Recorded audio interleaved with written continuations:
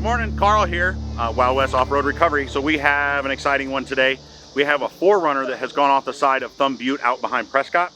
Yavapai County got a call a couple days ago. Somebody went over the side.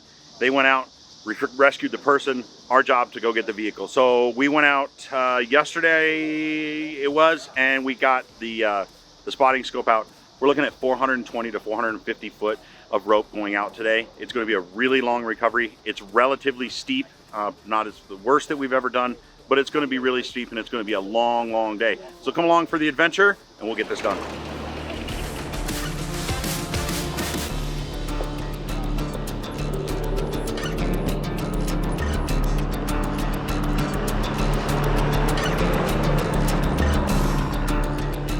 So I don't know the whole story other than somehow the 4Runner got to this location. It's believed that it was traveling, I believe, in that direction. They said north. And if you look at the ground here, you can see where the ground's kind of giving away and the bushes are all banged up. So it got somehow located here and went over sideways. She may have parked to take a look at the sunset, and she may have moved over to maybe allow another vehicle by, but we won't know. So it's down there, and if you come up here you might be able to see it right through the bushes here. And then we're probably going to stage over there and pull over there. We got a couple big rock drops right here we don't have to deal with. It's a better slope and grade over there, so that's what we're going to do.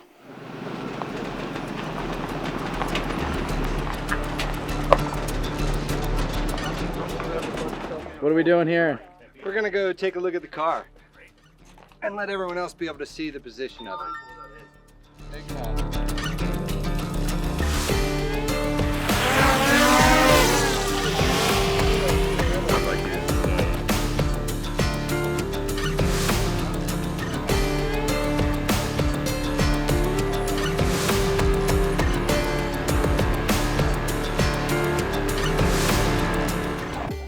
That makes sense. So the camera's facing us now. I'll get a little closer.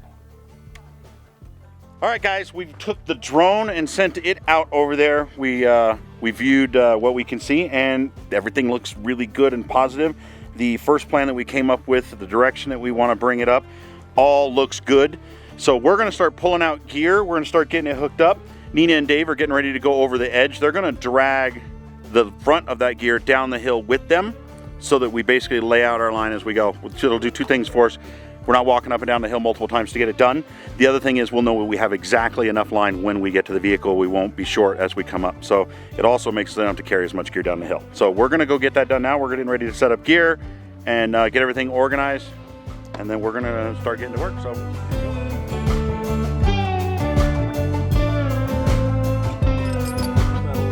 We're counting how much rope we have. We wanna do it in 50-foot segments. Because of the way we're going to bring the truck up. We have two lines on the back of the winch truck on the wrecker. So we're going to hook one line up and we're going to pull approximately 50 feet. Then we're going to take the other line and we're going to pull it out an extra 50 feet to grab the next junction point where that 50-foot line ends, and then we'll be able to pull that. So essentially what we're going to do is we're going to do like a hand over fist, pull over the truck up. If the line is more than 50 feet, I only have about 95 feet on the spool, so we can't get to that next point. And we ran into this with the Sedona recovery. We had a couple sections where we had to then build enough rigging to get to it, and it was a little bit of a fiasco, but we've learned, and now we're going to try to put together 50-foot segments or 30-foot segments, something that's 50 or less, to build a rig with. Okay.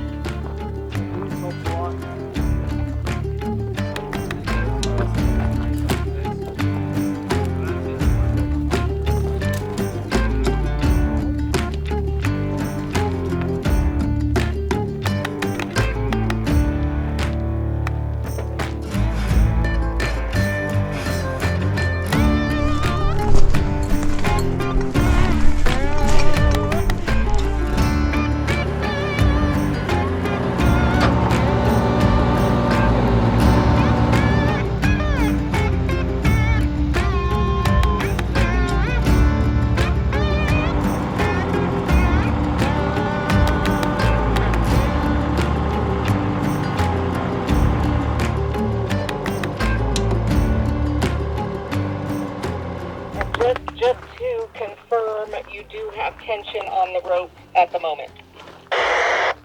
Affirmative. There is tension on the rope. So you can see from our zip line that we have here strung out, we've got it hooked up down there. I'm sure that our camera guys caught it. We have flipped it in the orientation that we want. We've pulled out the first section of strap and rope right here. They're doing some manipulation of the vehicle down there. It's pushed up against the tree the way we want to bring it up. So what they're going to do is they're going to use a small hand winch they've got down there, and we're going to roll the vehicle onto its side so that we can winch it up past the tree, and then we'll put it back on its wheels to make it a little bit easier. And we may have to do that multiple times to get it past several trees. There's a lot of large trees here and there, and we don't really have the way to steer it around it. So that's one of the things that we're going to do to get it up here. Right now they're doing that, so we're on standby up here, just waiting to hear from them on the radio. So the next thing we'll do, we'll pull another, looks like another 30-foot of line out, and then we'll pull 30-foot and 50-foot sections out until we got a 4Runner sitting right here. So if you look down there on the winch line, see how it's winding up that 30-foot strap? So the steel line is woven in a spiral way so that as you put load on it, those spirals want to straighten out. And so you're getting a radial tension in that line, and that's being represented by that being pulled up. The synthetic line uses 6 strands going in opposite directions to make a braided weave, so it doesn't get any radial tension in it, and so it doesn't twist like that. So it's doing that because we're using the steel line. It's not a problem, it just the line imparts that energy, and that's one of the things that makes a steel line more violent when it breaks, if it breaks, is because not only is it releasing the tension lengthwise, but it's got to unload that radial tension, so it tends to whip around in a wide arc, and that's why the safety zone on a steel line is much wider than a synthetic line.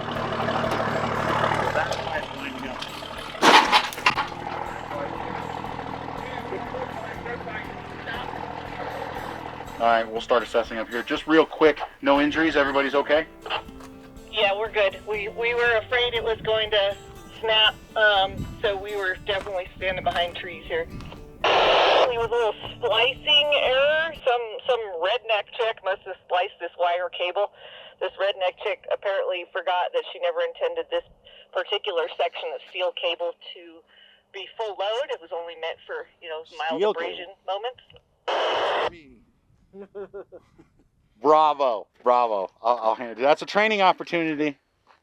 So what she's saying is she has a section of steel line down there that she has in the rigging that she spliced at one point for whatever reason. That's got the 2 ends on it.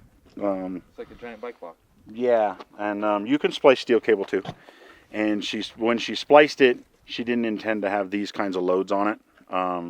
And she forgot that when she put it into the rigging today. So we had a failure with a piece of equipment that wasn't rated for what we're doing with it. So we're going to just be happy that nobody got hurt, and that's the last mistake we're going to make today. All right, so today what we encountered was that there's a lot more trees in the path that are slowing us down. So the angle of the hill is steep, but the biggest resistance is those trees. So we're trying to work around the bigger trees by side winching, and so we're dealing with battery issues and constant re-rigging and things like that. But other than that, the car would be moving well. Fortunately, it's not too terribly hot up here, so I think the bottom half of this hill is more heavily treed. Once we get it another 100 feet or so, then it should come up pretty easily. So tomorrow we're going to have extra batteries for all of our stuff. We're going to probably have chainsaws, remove the broken brush out of our way, and just more time on the hill. Maybe get an earlier start since we know exactly where we're going and what we're doing. Be super fast. We left the rope's already down the hill, so we left our tools stashed down there too. I know you're not going to post this tonight, right? So it's a scavenger hunt. So we have less to carry down, less to set up. It's just kind of get our butts down the hill and start hooking up tomorrow. So. Good morning. We are out here for day 2 of our 4Runner recovery that's been very difficult. We got some new information about the job and the recovery last night.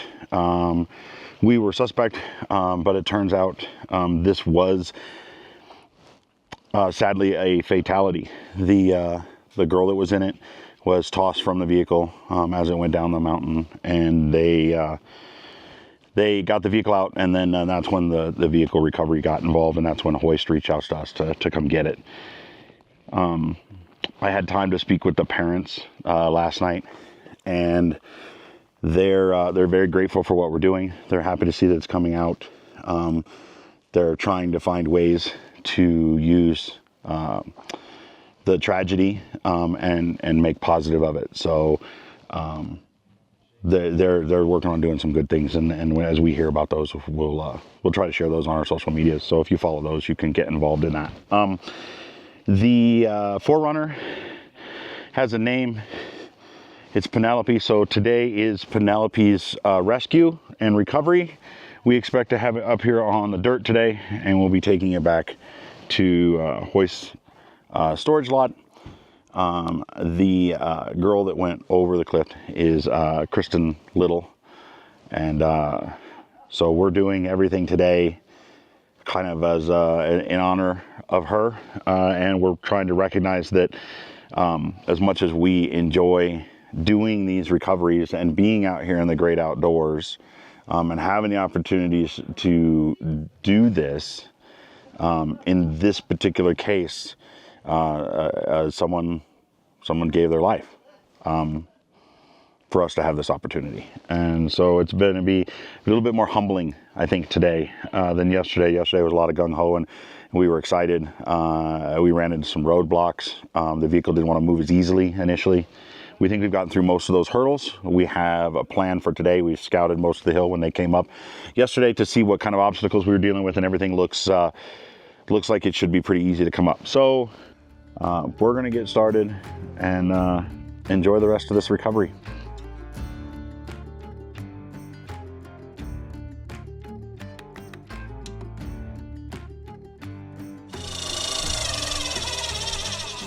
Oh, that's all you got? Okay, where do I need to turn you up to?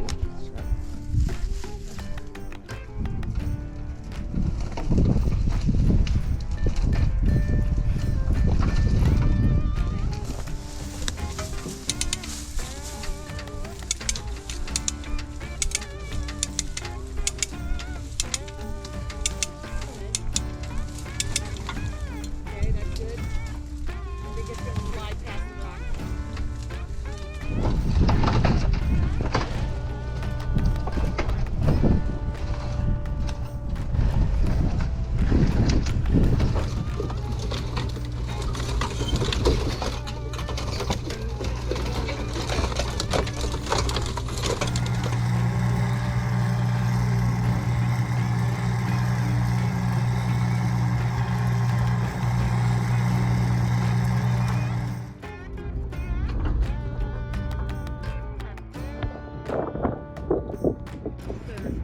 Well, it's afternoon.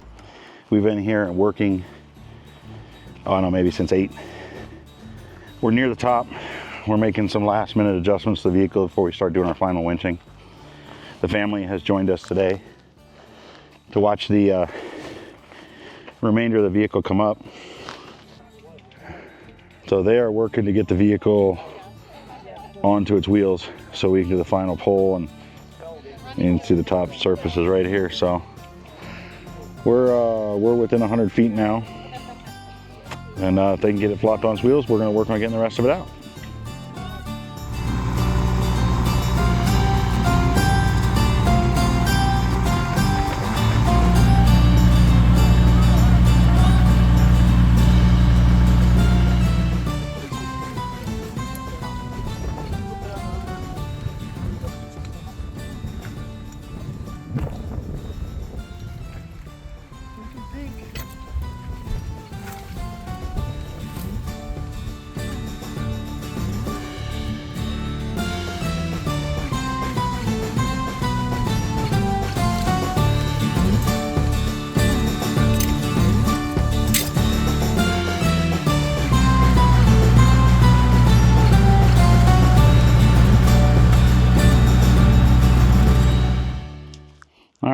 and Dave are bringing up the last of the gear that we had down over the edge.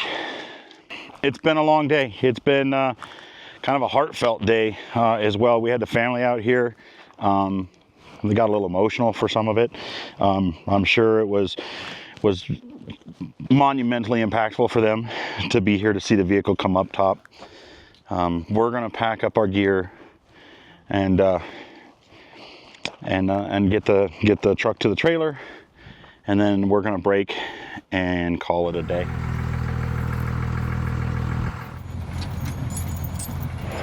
All right, we're working on the final pieces of the puzzle for us today. Hoist Towing, who gave us the call to come get it, is here with their flatbed so they can pick it up and take it back to the yard. It's been an amazing 2 days. It's been a long 2 days. We are tired, we are hot, we are worn out, and I'm not gonna lie, we're a little bit grumpy. So I'm glad we got this done. So Hoist is gonna get this loaded up and it's gonna be in their care now. When you want to get it done right, this is the team right here. We're the best work with us, and when you want something done, you call the best. So you call us, we get the best team together, and we make it happen. I've said it before and I'll say it again. You guys stay safe out there, and thank you from the bottom of my heart for watching another adventure with Wild West Off-Road Recovery, Arizona's best off-road recovery company.